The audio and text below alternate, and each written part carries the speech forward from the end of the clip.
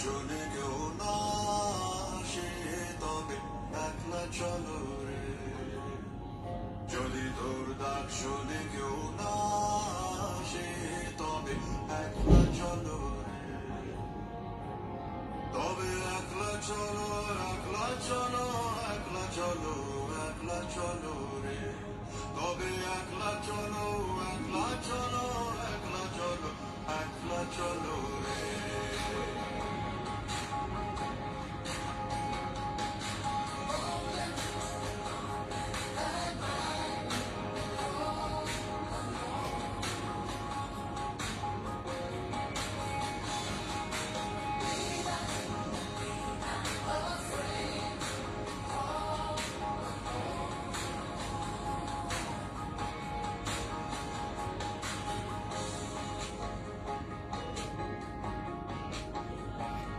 যদি কেউ কথা না কয় ওরে ওরে ও ভাগা, কেউ কথা না কয়, যদি সবাই থাকে মুখ ফিরায় সবাই করে ভয়। যদি সবাই থাকে মুখ ফিরায় সবাই করে ভয়, তবে পাড়ার ফুলে, তবে পাড়ার ফুলে তুই মুখ ফুটে তোর মনের কথা একলা বলো রে। ও তুই মুখ ফুটে তোর মনের কথা একলা বলো রে। যদি তোর ডাক শুনে কেউ না আসে তবে একলা চলো রে। শুভেচ্ছা। আশা করি যে যেখানে আছেন ভালো আছেন, নিজ মেরুদণ্ডে দাঁড়িয়ে আছেন। আজ থেকে 50 কোটি বছর আগে মূলত আমাদের বহুকোষী প্রাণীরা বিকশিত হওয়ার জন্য ভূমিতে উঠে এসেছিল। তার আগ পর্যন্ত মেরুদণ্ডী প্রাণী ছিল, কিন্তু তারা ভূমিতে হয়তো ওইভাবে বিস্তার লাভ করতে পারেনি, কারণ বহুকোষী প্রাণীর বিস্তার মোটামুটি 50 কোটি বছর আগে থেকেই হওয়া শুরু করেছে, এবং যারই ধারাবাহিকতায় আজকে আমরা এসে বহু মেরুদণ্ডী প্রাণী পেয়েছি। কিন্তু মেরুদণ্ডকে আমরা বহুবিধ উপলব্ধির স্তর থেকে কথা বলি। সমাজ ব্যবস্থায় যে জিনিসটি ঘটে সবসময় সেটি অনেকটা এরকম যে আমরা একক মেরুদণ্ডে দাঁড়ানোর মতো সক্ষমতা রাখি না। কারণ যখনই একটি কমিউন সৃষ্টি হয় এবং প্রত্যেকটি প্রাণী আরেকটি প্রাণীর সাথে সংশ্লিষ্টতা না হলে বেঁচে থাকতে পারে না, যার জন্য আমাদের বেঁচে থাকার ব্যবস্থাটা হচ্ছে সামগ্রিক ব্যবস্থা। সামগ্রিক ব্যবস্থাটা বলতে গেলে এভাবে বলা যেতে পারে, যেখানে সমষ্টিগতভাবে কিছু সংখ্যক প্রাণী একত্রিত থাকবে, পরস্পরের প্রতি নির্ভরশীল থাকবে, নিজের চিন্তা চেতনা বিকাশের জন্য আরেকজনের দ্বারস্থ হবে এবং আরেকজনের কাছে দাবি করবে, দায় প্রকাশ করবে, সেই জায়গা থেকে নিজেকে বিকশিত করবে। কিন্তু এর বাইরেও আসলে মেরুদণ্ডের কথা আছে। মেরুদণ্ডের কথা বলতে যে কেউ কেউ হয়তো আসেন পৃথিবীতে কখনো কখনো, যে তার নিজের উপলব্ধির কথা বলতে বা যার তার চিন্তা চেতনার কথা বলতে অন্যের মেরুদণ্ডের উপর নির্ভর করেন না। কিন্তু একক ভিত্তিতে আমাদের মেরুদণ্ড যেহেতু দুর্বল, মানুষ শরীর কাঠামো যে সেই শরীর কাঠামোতে আমাদের মেরুদণ্ড কাঠামো প্রচন্ড পরিমাণে একটি দুর্বল কাঠামো। সৃষ্টিকর্তা মানুষের শরীরে কেন এই দুর্বল কাঠামোর মেরুদণ্ড দিয়েছেন সে বিষয়ে সৃষ্টিকর্তা ভালো জানবেন, আমি জানি না। আর প্রকৃতি যদি এই মেরুদণ্ডের কাঠামোটা এভাবে তৈরি করে মানুষের জন্য, সেক্ষেত্রে প্রকৃতিও হয়তো একেবারে সঠিক ব্যবস্থা গ্রহণ করতে পারেনি মেরুদণ্ড কাঠামোর উপরে। মানুষের শরীর, শুধু মানুষ না, পৃথিবীর প্রতিটি প্রাণীর শরীরে প্রচন্ড পরিমাণে ভঙ্গুর, প্রচন্ড পরিমাণে স্ট্যাবল কোনো কাঠামোর উপরে তৈরি হয়নি। এবং এই যে স্ট্যাবল কাঠামোর উপরে তৈরি হয়নি, এটি বোঝা যায় যে এটি কোনো বুদ্ধিমান সত্তার যদি ডিজাইনকৃত হয় তাহলে ইচ্ছাকৃত ভুল, অর্থাৎ ইচ্ছা করে আমি ভুল করে রাখছি। আমার ইচ্ছা হয়েছে যে এই জায়গাটা আমি ভুল হিসাবে তৈরি করব, ভুল থাকবে, এটা নিয়ে একটা ইস্যু হবে। আর যদি প্রকৃতিগতভাবে তৈরি হয় তাহলে এটা বলা যেতে পারে প্রকৃতি সেই পারফেকশনের দিকে এখনো পর্যন্ত যেতে পারেনি। আমরা যে শরীরবৃত্তীয়ভাবে দুর্বল, আমরা যে শরীরবৃত্তীয়ভাবে নিখুঁত না, এটার প্রমাণ কিন্তু অনেক। এই মুহূর্তে যারা লাইভ শুনছেন, যাদের চশমা আছে, আপনার চশমা প্রমাণ করে যে আপনি নিখুঁত কোনো সৃষ্টি না। জাকির নায়েকের চোখে চশমা প্রমাণ করে তিনি নিখুঁত কোনো সৃষ্টি না। আপনার কোমরে ব্যথা হয়, আপনার হাঁটু ব্যথা হয়, আপনার ঘাড়ে ব্যথা হয়, প্রমাণ করে যে আপনার শরীর কাঠামো নিখুঁতভাবে সৃষ্টি হয় নাই। ঈশ্বর করে থাকলে, আল্লাহ করে থাকলে, ভগবান করে থাকলে, গড করে থাকলে তিনি ইচ্ছাকৃতভাবে এটা করেছেন। আর প্রকৃতি করে থাকলে যেহেতু প্রকৃতির কোনো পূর্ব নির্ধারিত চিন্তাক্রমের জায়গা থেকে তৈরি হয়নি, সেহেতু এটি পারফেকশন বা পারফেক্ট উপায়ে তৈরি হওয়ার পর্যায়ে এখনো পর্যন্ত যায়নি। কিন্তু সমাজ ব্যবস্থা পরিবর্তিত হচ্ছে, জগৎ ব্যবস্থা পরিবর্তিত হচ্ছে এবং প্রাণী জগৎও পরিবর্তিত হচ্ছে। যেমন আমরা মানুষেরা অনেক প্রাণী হত্যা করি। আফ্রিকান দাতাল যে হাতি ছিল, সে হাতিগুলোকে দাঁত, আইভরি যেটি বলে হাতির দাঁত, সেটাকে আমরা মূল্যবান উপাদান হিসেবে ব্যবহার করি। এবং হাতির দাঁতের ক্ষেত্রে একটি উদাহরণ আমরা দেই যে হাতির দাঁত দেখানোর জন্য একটা, খাবার জন্য একটা। হাতি যে দাঁত দেখায় সেটা দিয়ে খায় না, অর্থাৎ হাতির সেই দাঁতটি তার ব্যক্তিগত জীবন চর্চার ক্ষেত্রে খুব একটি উপকারী হিসাবে বিবেচিত হয় না।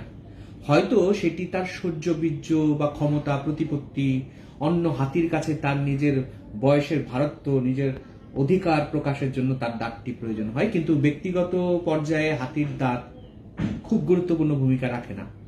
দেখা গেল যে কিভাবে প্রকৃতিকে আমরা পরিবর্তিত করি, সেই জায়গা থেকে যদি আমরা তাকাই তাহলে দেখা গেল যে হাতি শিকার হচ্ছে 70-60 দশকের পর থেকে প্রচন্ড পরিমাণে হাতি শিকার হচ্ছে শুধুমাত্র দাঁত সংগ্রহের জন্য। মজার কথা হচ্ছে যে হাতিদের জেনেটিক্যাল যে মিউটেশন, সেই মিউটেশনের মধ্যে কিছু সংখ্যক হাতি আছে যাদের দাঁত গজায় না। দেখা গেল যেসব হাতির দাঁত গজাচ্ছে না, শিকারীরা তাদেরকে হত্যা করছে না, যাদের দাঁত গজাচ্ছে তাদেরকে হত্যা করছে। এ কারণে দাঁত না গজানো হাতিগুলো টিকে থাকছে, তাদের বংশ ক্রমান্বয়ে পরবর্তী প্রজন্ম তৈরি করতে পারছে। কিন্তু দাঁত থাকা হাতিগুলো মানুষরা যেহেতু শিকার করছে, সেহেতু তাদের প্রজন্ম বিলুপ্ত হয়ে যাচ্ছে। পরিপ্রেক্ষিতে দেখা গেল 60-এর দশকে যেখানে দাঁতাল হাতির সংখ্যা ছিল 51% মতো, মনে করেন যেসব হাতির দাঁত আছে, কিন্তু বর্তমানে এসে দেখা যাচ্ছে যে সেই সংখ্যাটা কমে 20%-এর নিচে নেমে গেছে। দাঁতহীন হাতির সংখ্যা বেশি হয়ে গেছে, 50%-এর বেশি হয়ে গেছে। সংখ্যা তত্ত্বগুলো হয়তো সঠিক না, আমি জাস্ট উপলব্ধি বোঝাতে চাচ্ছি। তার মানে হচ্ছে যে আমরা প্রকৃতির একটি পরিবর্তন করার প্রক্রিয়াকে নিজেরা পরিবর্তন করে ফেলতে পারছি, একটা অংশকে সরিয়ে ফেলছি, যার কারণে আরেকটা অংশ, যেটা হয়তো দুর্বল অংশ ছিল, যেটা হয়তো ব্যাকফুটেড অংশ ছিল, সেই অংশটাই প্রকৃত অবস্থায়, সুবিধাজনক অবস্থায় বর্তমান প্রকৃতির জায়গাটাকে গ্রহণ করে ফেলতে পারছে। কিন্তু প্রসঙ্গ তো আজকে এইটা নিয়ে না, প্রসঙ্গ তো মেরুদণ্ড নিয়ে। অফিসে বসে আছি, হঠাৎ করে মনে হলো কথা বলি। কতক্ষণ বলবো আমি জানি না, একটু পরেও হয়তো বন্ধ করে দিতে পারি। তো সেক্ষেত্রে সবাই নিজের মন্তব্য, নিজের মতামত প্রকাশ করার জন্য একক মেরুদণ্ডের সত্তার উপরে দাঁড়াতে সমর্থ হন না। কারণ প্রচুর পরিমাণে সোশ্যাল এক্সপেরিমেন্ট যেটা করা হয়েছে মানুষের মনোজগৎ বোঝার জন্য, সেসব সোশ্যাল এক্সপেরিমেন্টে দেখা গিয়েছে যে মানুষ সবসময় একটা কলোনি চায়, একটা কমিটি চায়, যে কমিটির মধ্যে না থাকলে মানুষ তার অস্তিত্ব বিলীন হয়ে যাচ্ছে বলে মনে করা শুরু করে। এবং এই ধরনের সোশ্যাল এক্সপেরিমেন্ট দেখেছে যে আপনি সেই জায়গায় ভিড় করবেন যেখানে 10 জন মানুষ দাঁড়িয়ে আছে, যেখানে একজন মানুষও দাঁড়িয়ে নাই সেখানে গিয়ে আপনি ভিড় করবেন না। আপনি যদি ঢাকা থেকে নারায়ণগঞ্জের উদ্দেশ্যে যান, নারায়ণগঞ্জ ঢাকার মাঝে মাঝে যেতে হয় আমার নারায়ণগঞ্জ, যার উদ্দেশ্যে এই অভিজ্ঞতাটা আমার আছে, সেটা হচ্ছে যে আপনি যখন নারায়ণগঞ্জে যাওয়ার জন্য বাসের টিকিট কাটবেন বাইতুল মোকাররমের সামনে থেকে, সেখানে আপনি দেখবেন যে লম্বা লাইন দাঁড় হয়ে আছে। আপনি কিন্তু জানেন না সেই লম্বা লাইনটি কিসের, কিন্তু ওই স্বভাবসিদ্ধভাবে ওই লম্বা লাইনের পিছনে গিয়ে দাঁড়াবেন।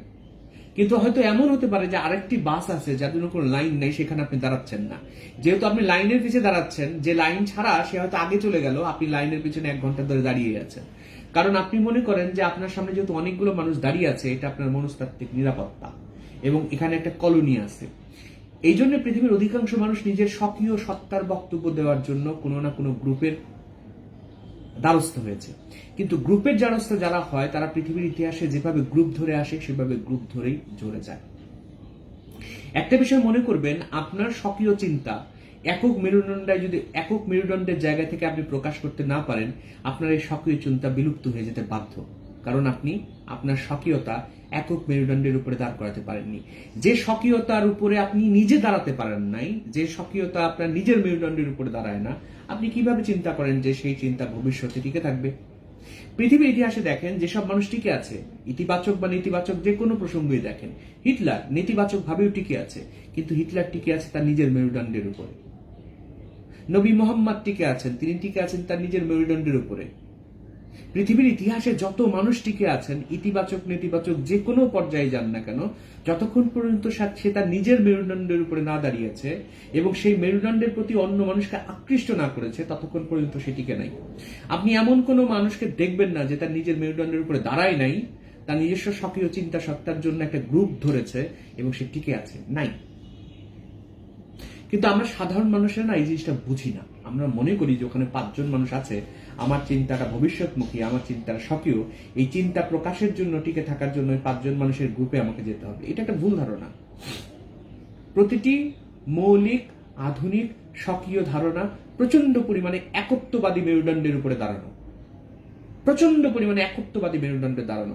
পৃথিবী পরিবর্তিত হয়েছে একনায়কতন্ত্রের উপরে, পৃথিবী পরিণত হয়েছে হিটলার তন্ত্রের উপরে, পৃথিবী পরিবর্তিত হয়েছে নবী মোহাম্মদ তন্ত্রের উপরে। আমি যেটা বলছি সেটাই শেষ কথা। এটা ভুল বা শুদ্ধ সেটা পরে বিবেচনা করবা, কিন্তু এখন আমি আমার মেরুদণ্ডের উপরে দাঁড়িয়েছি। আমার মেরুদণ্ডের মধ্যে ভুলভ্রান্তি থাকতেই পারে, কিন্তু আমি আমার মেরুদণ্ডে দাঁড়িয়েছি, আমি আমার বক্তব্য প্রকাশ করে যেতে চাই। পরবর্তীতে সেই বক্তব্যের পজিটিভ নেগেটিভিটি তোমরা আলোচনা করবা, তোমরা কোনটা গ্রহণ করবা কোনটা ফেলে দিবা সেটা তোমাদের ইস্যু। পৃথিবীর প্রতিটি বিজ্ঞানী, পৃথিবীর প্রতিটি কবি নিজস্ব মেরুদণ্ডের উপরে দাঁড়িয়ে কথা বলেছেন। লালন নিজস্ব মেরুদণ্ডের উপরে দাঁড়িয়ে কথা বলেছেন। আপনি ততক্ষণ পর্যন্ত টিকে থাকবেন না যতক্ষণ পর্যন্ত আপনার মৌলিক চিন্তা সত্তা প্রকাশের জন্য নিজের মেরুদণ্ডের উপরে না দাঁড়াবেন। আপনি যদি বলতে চান আপনার বোধ, আপনার উপলব্ধি, আপনার চিন্তা একটি গ্রুপ ধরে প্রকাশ করবে, তাহলে সেটি ভুল। ভিত্তিমূল আপনাকে তৈরি করতে হবে, আপনার মেরুদণ্ড আপনাকে শক্ত করতে হবে এবং তার উপরে আপনার সাথে সংযুক্ত হবে মানুষ। সেক্ষেত্রে আপনি হবেন হচ্ছে পথপ্রদর্শক। প্রতিটি পথপ্রদর্শক তার নিজের মেরুদণ্ডে নিজে দাঁড়িয়েছেন, কিন্তু আমরা সেটা পারি না, অধিকাংশ মানুষ পারি না। আমরা একলা চলতে ভয় পাই, কারণ একলা চলতে শুরু করলে টিকে থাকার সম্ভাবনা কমে যায়। একলা চলতে শুরু করলে যেহেতু টিকে থাকার সম্ভাবনা কমে যায়, সেহেতু আমরা একলা চলি না, আমরা সমষ্টিগতভাবে চলি। কিন্তু সমষ্টিগতভাবে চলা আম মানুষের জন্য ঠিক আছে, যেখানে আপনার চিন্তা আর 10 জনের চিন্তার সাথে যায়। আপনার চিন্তাও আম মানুষের অন্য 100, 1000, 800 কোটি মানুষের সাথে যায়। কিন্তু আপনার চিন্তা যদি আলবার্ট আইনস্টাইনের মতো বিচিত্র হয়, নতুন হয়, আপনাকে একক মেরুদণ্ডে দাঁড়াতে হবে। আলবার্ট আইনস্টাইন যখন E=mc² সম্পর্কে দিয়েছেন, প্রচন্ড পরিমাণে উপহাসের শিকার হয়েছেন। জোহান গ্রেগর মেন্ডেল যখন তার জেনেটিক্সের তথ্য দিয়েছেন, প্রচন্ড পরিমাণে উপহাসের হাসি ঠাট্টার পাত্র হয়েছেন। পৃথিবীর এমন কোনো বিজ্ঞানী দেখাতে পারবেন না যে কোনো উপহাসের পাত্র হওয়া ছাড়া তার নিজস্ব মৌলিক চিন্তা কাঠামো প্রকাশ করতে পেরেছেন। উপহাস করেছে কারা? ওই আম মানুষ, মেরুদণ্ডহীন মানুষেরা। কিন্তু যারা মেরুদণ্ড নিয়ে দাঁড়িয়েছে তারা বলেছে যে পুরো পৃথিবী একদিকে ভাবছে, আমি এইদিকে ভাবছি, আমার ভাবনাটাই সঠিক। হতে পারে ভবিষ্যতে তার ভাবনাটা ভুল হয়ে গেছে, তার ভাবনাটা টেকেনি, কিন্তু মেরুদণ্ডটা বোঝেন। পুরো পৃথিবী থেকে পুরো আলাদা হয়ে কেউ একজন বলতে পারা যে আমার ভাবনাটা সঠিক, পুরো পৃথিবীর যেখানে সবাই তার বিরোধিতা করছে। 15 দশকের শতকের দিকে যদি আপনি যেতেন, তখন পুরো পৃথিবীর মানুষ কি বিশ্বাস করত? সূর্য পৃথিবীর চারদিকে ঘুরে, পৃথিবী সূর্যের কেন্দ্রে ছিল, সকল মানুষের আম মেরুদণ্ড ছিল ওইটা। কিন্তু সেখানে এসে কোপার্নিকাস বললেন যে না, ব্রুনো বললেন না, গ্যালিলিও বললেন না, তোমরা যা বলতেছো এটা ভুল। পুরো জগতের যে ধারণা, তার ধারণার জায়গা থেকে সে নতুন একটি ধারণা প্রকাশ করা শুরু করলো। 7ম শতাব্দীর বা 6ষ্ঠ শতাব্দীর বা 5ম শতাব্দীর টলেমির ধারণা থেকে বেরিয়ে এসে প্রায় 1000 বছর লাগছে মানুষকে সেই প্রথাগত কমিউনিয়ন মধ্যে থাকা চিন্তা কাঠামো থেকে বের করতে। কিন্তু বের করেছে কারা? আপনার আমার মতো আম মানুষ না, গ্রুপে থাকা মানুষ না, একলা চলতে পারা, বলতে পারা, মেরুদণ্ডে থাকা মানুষ। কিন্তু এই মেরুদণ্ডে থাকা মানুষ যারা একার মেরুদণ্ডে নিজে দাঁড়াতে চায়, তাদের ক্ষেত্রে যে ঘটনাটি সব সময়ই ঘটে সেটি হচ্ছে যে মেরুদণ্ডহীন মানুষেরা প্রচন্ড পরিমাণে সমালোচনা মুখরিত হতে থাকে। এবং এই সমালোচনা মুখরতাটা কিন্তু একদিক দিয়ে উপাদেয়, একদিক দিয়ে মৌলিকতার সমর্থনকারী। আপনি নিতে পারছেন না। আপনারা হয়তো জানেন যে আমি অনেক আগে থেকেই বলি, এটা আমার নিজের কথা না, এটিও কারো কাছ থেকে আমি ধার করে নিয়েছি। পৃথিবীর কোনো উপলব্ধি আসলে একক সত্তায় তৈরি হয় না, উপলব্ধি বহু সত্তায় তৈরি হয়, এবং প্রত্যেকটা উপলব্ধি হচ্ছে চূড়ান্তভাবে মৌলিক, কিন্তু সেটি কারো দ্বারা প্রভাবিত না। 2017 সালে বা 18 সালে এই পেজে হঠাৎ করে কোনো একদিন আমার মধ্যে এক ধরনের একটা লাইন চলে আসলো, বোধবাক্য মতো। সেই বোধবাক্য লাইনটি আমি পোস্ট করলাম একটা ছবি সহ। সঙ্গে সঙ্গে ইনবক্সে দুজন বললেন, বাহ, লালনের কথাটাকে খুব আপনি মেরে দিলেন। আমি আকাশ থেকে পড়ে বললাম যে এটা লালন বলেছে। বলো, ও আপনি জানেন না, আপনি লালনের কথা হুবহু মেরে দিয়েছেন, কোট আনকোট, আর আপনি বলতেছেন এটা আপনি লালন জানেন না, লালনের বক্তব্য আপনি নিজের বক্তব্য মেরে দিলেন। আমি তাকে শ্রদ্ধা সহকারে বললাম যে আমাকে একটু দেখাতে পারবেন লালনের কোথায় এটা আছে। উনি ওনার কাছে বই ছিল লালন সমগ্র, খুঁজে খুঁজে খুঁজে খুঁজে খুঁজে আমাকে দেখালেন। দেখানোর পর আমি অবাক হয়ে উপলব্ধি করলাম যে আমি নিজে নতুন কিছু বলছি না, লালনও এটা বোঝা গেছে। আমি বললাম, লিটারেলি ভাই, আমি জীবনে কোনোদিন এটা শুনি নাই যে লালন এই কথা বলেছে, এবং জীবনে কোনোদিন এটা আমি পড়িও নাই যে লালন এই কথা বলেছে। তার মানে আমার যে মৌলিক উপলব্ধি যেটা আমি মনে করছি, সেই উপলব্ধি মৌলিক না। লালন সেই সময় তার নিজের মেরুদণ্ডে দাঁড়িয়েছিলেন, নিজের উপলব্ধি করে সেটা বলেছিলেন। আজ থেকে এত বছর পরেও আমি নিজের উপলব্ধির জায়গা থেকে বলছি। গৌতম বুদ্ধ নিয়ে পড়তে গেলে, গৌতম বুদ্ধর জীবনী নিয়ে পড়তে গেলে বারবার আমি হোঁচট খাই হচ্ছে যে ভাবনা আমি ভাবি, সেই ভাবনা আজ থেকে 2500 বছর আগে গৌতম বুদ্ধ ভেবে গেছে। কোয়ান্টাম মেকানিক্সের যে তত্ত্ব, অর্থাৎ কোয়ান্টাম ভ্যাকুয়ামের যে তত্ত্ব, শূন্যতার যে তত্ত্ব, এই তথ্য সম্পর্কে কোয়ান্টাম মেকানিক্স পৃথিবীর বিজ্ঞানের ইতিহাসে কতদিন আসছে। কিন্তু অদ্ভুতভাবে দেখবেন, আপনি যদি গৌতম বুদ্ধের জীবনী সংক্রান্ত তার বাণী সমূহ পড়েন, সেখানে এমন এমন শূন্যবাদী কথা আছে যার সাথে হুবহু কোয়ান্টাম মেকানিক্সের তত্ত্বের সাথে মিল পাওয়া যায়। তার মানে ওই মানুষটি শূন্যবাদী তার জায়গা থেকে পৃথিবীতে দেখতে পারছেন, বলে যেতে পারছেন। এই যে বলে গেছেন, নিজের মেরুদণ্ডে বলে গেছেন। যদি গৌতম বুদ্ধ মেরুদণ্ডবাদী না হতেন, উনি ওনার পরিবারের রাজার হালে থাকতেন, সহবাস নিয়ে থাকতেন, নারী সঙ্গ নিয়ে থাকতেন, অর্থবিত্ত প্রতিপত্তি মদ নিয়ে থাকেন নাই, কিন্তু উনি ওনার মেরুদণ্ডে দাঁড়িয়েছেন। আপনি আমি হারিয়ে যাব, গৌতম বুদ্ধ হারাবে না। সন্তান, সংসার, মৃত্যুর পর স্মরণ করার মানুষের বাসনা, সংসার, সন্তান, মৃত্যুর পর স্মরণ করার মানুষের বাসনা হচ্ছে আম মানুষের বাসনা। সংসার, সন্তান, মৃত্যুর পর স্মরণ করার মানুষের বাসনা হচ্ছে আম মানুষের বাসনা। এবং মজার কথা কি জানেন, পৃথিবীর ইতিহাস প্রচন্ড পরিমাণে ব্রুটাল। যেসব মানুষের মধ্যে এই বাসনা থাকে যে তাকে মানুষ স্মরণ করবে, তার সন্তান তাকে স্মরণ করবে, সেই সব মানুষ আসলে ইতিহাসের পাতায় হারিয়ে যায়, তাদের কেউ স্মরণ করে না।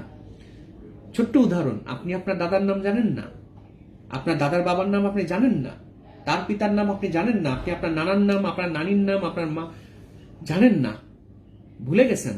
আপনি আপনার পিতাকে কতক্ষণ মনে করেন? 7 দিন, 1 মিনিটও না। আপনি আপনার দাদাকে কতক্ষণ মনে করেন? 1 মাসে, 1 মিনিটও না। আপনার সন্তান বড় হচ্ছে, আপনাকে কতক্ষণ মনে রাখবে? 1 মিনিটও না। সে তার নিজস্ব সত্তায় বিকশিত হচ্ছে। রবীন্দ্রনাথের কোনো বংশধর নাই, রবীন্দ্রনাথ টিকে আছেন ইতিহাসের পাতায়। কাদের হাতে? আমাদের হাতে। বংশধরহীন মানুষ একজন। আপনি টিকে থাকবেন না, আমি টিকে থাকবো না, রবীন্দ্রনাথ টিকে থাকবে, গৌতম বুদ্ধ টিকে থাকবে। এর পেছনে কারণ হচ্ছে তারা নিজস্ব মেরুদণ্ডে দাঁড়িয়েছে। তারা সংসারের চিন্তায় দাঁড়ায় নাই, তারা সন্তানের চিন্তায় দাঁড়ায় নাই, তারা জনগণের চিন্তায় দাঁড়ায় নাই, তারা গ্রুপের চিন্তায় দাঁড়ায় নাই। তারা দাঁড়িয়েছে হচ্ছে নিজের আপন মেরুদণ্ডে। যতক্ষণ পর্যন্ত আপনি আপনার আপন মেরুদণ্ডে না দাঁড়াতে পারবেন, ততক্ষণ পর্যন্ত আপনি যাই করেন আপনার অস্তিত্ব থাকবে না। আপনি যা কিছু করে যান, আপনার অস্তিত্ব আপনি পাবেন না খুঁজে পৃথিবীর ইতিহাসে, হারাতে বাধ্য। সর্বোচ্চ 2 প্রজন্ম 3 প্রজন্ম পর আপনার পরিবারের কেউ একজন আপনাকে মনে করবে যে সে করে গিয়েছিল। এমনকি আকিজ গ্রুপ অফ ইন্ডাস্ট্রিজ, একটা উদাহরণের জন্য বলতেছি, আকিজ গ্রুপ অফ ইন্ডাস্ট্রিজের যে আকিজ সাহেব, তার সন্তানরাও তাকে মনে করে না। কতক্ষণ মনে করে? তার নাতিরাও তাকে মনে করবে না। 3 প্রজন্ম 4 প্রজন্ম পর আকিজ গ্রুপ অফ ইন্ডাস্ট্রিজ থাকবে, কিন্তু সেই আকিজ সাহেবের নাতি বছরে একবারও হয়তো মনে করবে না যে আকিজ কে ছিলেন। হয়তো প্রাতিষ্ঠানিকভাবে তার জন্মদিন উৎসব হবে, কিন্তু উপলব্ধি স্তরে আকিজ গ্রুপ অফ ইন্ডাস্ট্রির মালিক থাকবে না। সালমান এফ রহমান উপলব্ধি স্তরে থাকবে না, বিল গেটস উপলব্ধি স্তরে থাকবে না, এরা কেউই থাকবে না। পৃথিবীর ইতিহাসে সেই সব মানুষ টিকে থাকবে যারা নিজের উপলব্ধির মেরুদণ্ডেতে দাঁড়িয়েছিল। এই জন্য আমি সবসময় বলি যে নিজের উপলব্ধির মেরুদণ্ডে দাঁড়ান। যদি নিজের উপলব্ধির মেরুদণ্ডে না দাঁড়াতে পারেন, আপনি হারিয়ে যেতে বাধ্য। বলতে পারেন টিকে থাকা জরুরি কি? কেন টিকে থাকা জরুরি না? আপনি চলে যাবেন, আপনি মরে যাবেন, ঈশ্বর থাকলে আপনার বিচার ব্যবস্থা হবে, ঈশ্বর না থাকলে আপনার মৃত্যুর মাধ্যমে আপনার সকল পরিসমাপ্তি। কিন্তু আপনার জীবন দশায়, আপনার উপলব্ধির দশায় আপনি উপলব্ধিতে কি পেলেন, কি দেখলেন, কি গ্রহণ করতে পারলেন, কি বর্জন করতে পারলেন, সেটি হচ্ছে আপনার মনস্তাত্ত্বিক স্তরের সুখ। মানুষ যখন খায় তখন খাবার ক্ষেত্রে হেভেনলি বাইট নামে একটি শব্দ আছে। হেভেনলি বাইট বলতে ধরেন, উদাহরণ দিচ্ছি, আপনি কাচ্চি খেতে বসেছেন কোনো একটা ভালো হোটেলে, ঢাকার হয়তো, আমি কোনো নাম না নেই, কোনো একটা ভালো হাই ক্লাস হোটেলে আপনাকে কাচ্চি খেতে বসেছেন। কাচ্চির হেভেনলি বাইট কাকে বলে জানেন? ধরেন আপনি খাসির মাংসের কাচ্চি খাচ্ছেন, সাথে একটু ডিম আছে, সাথে আলু আছে, সামান্য একটু কাচ্চির চাল নিবেন, অর্থাৎ ভাত নিবেন, যার মধ্যে 2 ধরনের চাল থাকে, তারের রাইস থাকে, উপরে উপরে সাদা সাদা অংশ কিছুটা নিবেন, তারের রাইস কিছুটা নিবেন, সামান্য একটু আলু ভেঙে নিবেন, সামান্য একটু খাসির মাংস নিবেন, সামান্য একটু ডিমের অংশ নেবেন, সবকিছু একত্রিত করে মুখে পুরবেন। এই যে মুখে পুরলেন, যেখানে সবকিছু একত্রিত ভাবে থাকলো, একটা মিক্স টেস্ট আপনার টেস্ট বাডে আসবে, সেটাকে বলা হয় হেভেনলি বাইট। জীবনও তাই, আপনার জীবন আমার জীবনও তাই। আমরা যদি নিজের মেরুদণ্ডে দাঁড়াই, আমার জীবনের ব্যর্থতা, আমার জীবনের সফলতা, আমার জীবনের পাওয়া, আমার জীবনের না পাওয়া, আমার জীবনের করা, আমার জীবনের না করা, আমার জীবনের স্বকীয়তা, আমার জীবনের মেকি তত্ত্ব, সকল কিছু মিলে আমার শেষ মুহূর্তে, মৃত্যুর আগে প্রত্যেকটা মানুষ একটা হেভেনলি বাইট নেয়। এখন সেই বাইটটা হতে পারে হচ্ছে নরকের, সেই বাইটটা হতে পারে বেহেশতের। অর্থাৎ আপনার মৃত্যুর আগে আপনাকে শেষবার একবার খেয়ে যেতে হবে। দেখবেন যাদের ফাঁসি হয়, ফাঁসির আগে বলতে হয় তুমি মৃত্যুর আগে কি খেতে চাও। মানুষ মৃত্যুর আগে খেতে চায়। আপনার দাদা বৃদ্ধ হয়ে গেছে, আপনি তাকে দেখতে চান। আমার কাছেও মানুষজন আসে যে খাবার কোনো বাদ বিচার নাই। আমি বললাম আপনার বয়স কত? 90 পার হয়ে গেছে, ডায়াবেটিস আছে, তার কিডনির সমস্যা। আমি বলি যা মন চায় খান। আমার তো ডায়াবেটিস, আমি মিষ্টি খান, যা মন চায় খান, খেয়ে মরেন। 90 বছর বেঁচেছেন, এখন না খেয়ে আপনাকে 10 বছর বেঁচে থাকার কোনো দরকার নাই। অন্য চিকিৎসকরা বলবে না খেয়ে বাঁচেন, আমি বলবো না। 90 বছর বেঁচেছেন, যা মন চায় খান, খেয়ে মরেন। তো মানুষ মৃত্যুর আগে দুটো জিনিস খায়, এক হচ্ছে মুখের খাদ্য, একটা হচ্ছে উপলব্ধির খাদ্য। দেখবেন সারা জীবন যে অন্যায় করেছে, অত্যাচার করেছে, চর্যবৃত্তি করেছে, রাহাজানি করেছে, ঘুষ খেয়েছে, তার মৃত্যুর আগে তার হেভেনলি বাইট জোটে না। সে মসজিদ করে, মন্দির করে, তাবলিগে যায়, মন্দিরে যায়, দান দক্ষিণা করে, স্কুল করে। কেন? সে মৃত্যুর আগে একটা হেভেনলি বাইট চায়, উপলব্ধির হেভেনলি বাইট। মরার আগে সে এটা উপলব্ধি করে মরতে চায় যে আমি পরিশুদ্ধ। কিন্তু তার সমগ্র জীবনের কার্য প্রক্রিয়া তাকে সেই পরিশুদ্ধতা দেয় না, যার জন্য মৃত্যুর আগে যা খায় সেটা তার কাছে হয়ে যায় হচ্ছে নরকের খাবার। আর আপনি যদি আপনার উপলব্ধির জায়গা থেকে বাঁচতে পারেন, আপনার জীবন আপনাকে যে মেরুদণ্ডে তৈরি করবে, যে মেরুদণ্ডে আপনি দাঁড়াবেন, আপনি মৃত্যুর আগে উপলব্ধির জায়গা থেকে যা খাবেন, মনস্তত্ত্বের খাবার, আপনার স্মৃতির খাবার যা খাবেন, আপনি তৃপ্তি সহকারে সেটি গ্রহণ করতে পারবেন এবং মনে করতে পারবেন যে আপনি বেহেশতি খাদ্য খাচ্ছেন। সবই উপলব্ধির বিষয়। মানুষ আসলে শেষ পর্যন্ত উপলব্ধির ফসল। 50 কোটি বছরের ক্রমবিকাশের ধারাবাহিকতায় আমরা আমাদের এই মেরুদণ্ড পেয়েছি, কিন্তু উপলব্ধির মেরুদণ্ড আমরা এখনো পাই নাই। আমার কেন জানি মনে হয় যে পৃথিবীর 800 কোটি মানুষ সত্তার মধ্যে অন্তত 780 কোটি মানুষ সত্তার এখনো উপলব্ধির মেরুদণ্ড তৈরি হয় নাই। যেদিন আমাদের অন্তত অর্ধেক মানুষের, 300 বা 350 বা 400 কোটি মানুষের উপলব্ধির মেরুদণ্ড তৈরি হবে না, সেদিন পুরো পৃথিবী স্বর্গ হয়ে যাবে, বেহেশত হয়ে যাবে। মৃত্যুর পরে কোনো বেহেশত বা নরকের কোনো প্রয়োজন পড়বে না। কিন্তু সেটি তখনই হওয়া সম্ভব যখন প্রত্যেকেই আমরা উপলব্ধির মেরুদণ্ডে দাঁড়াবো। আমি তো চেষ্টা করছি আমার উপলব্ধির মেরুদণ্ডে দাঁড়াতে। নেতিবাচক বক্তব্য আছে, ঘৃণা আছে, বিদ্বেষ আছে, কিন্তু তারপরেও আমি আমার মেরুদণ্ড এখনো পর্যন্ত ছাড়িনি। আমি এখনো কোনো গ্রুপে যোগ দেইনি, এখনো না, এবং আমি তো দেব না। কারণ আমি চাই যে মেরুদণ্ড আমার তৈরি হচ্ছে, যে মেরুদণ্ড আমি আমার নিজের জায়গা থেকে তৈরি করছি, যার জন্য জীবনের বহুবিধ বিষয়কে ত্যাগ করতে হয়েছে এবং যার জন্য বহুবিধ নেতিবাচক কথা আমাকে শুনতে হয়েছে, ভবিষ্যতে আরো হবে, কিন্তু তা যেন আমাকে আমার মনস্তাত্ত্বিক স্তরের যে মেরুদণ্ড, সেই মেরুদণ্ডের জায়গা থেকে দুর্বল কাঠামোর একটা অমেরুদণ্ডী প্রাণীতে পরিণত না করে। আমি মরে যাওয়ার আগে হেভেনলি বাইট খেয়ে মরতে চাই। সেটি খাবারেরও হতে পারে, কিন্তু অবশ্যই উপলব্ধির হবে। আমি মরে যাওয়ার শেষ নিঃশ্বাস ত্যাগ করার 1 মিনিট আগে যে সময়, যেখানে আমি আমার সমগ্র জীবনকে রিওয়াইন্ড করে দেখব, যে সমগ্র জীবনে আমি করেছি যা কি করেছি, সেটা যেন আমার জন্য উপলব্ধির বেহেস্ত হয়, এবং সেটা নির্মাণ করার জন্যই আমি সামনে এগোচ্ছি। এবার আপনার চিন্তা, আপনি কি করবেন? আপনি কি আপনার নিজের মেরুদণ্ড তৈরি করবেন, নাকি প্রকৃতিগত মেরুদণ্ড পাওয়ার পরেও অমেরুদণ্ড প্রাণী হয়ে থাকবেন? বিবেচনা আপনার। ভালো থাকবেন। সবার জন্য একরাশ ভালোবাসা।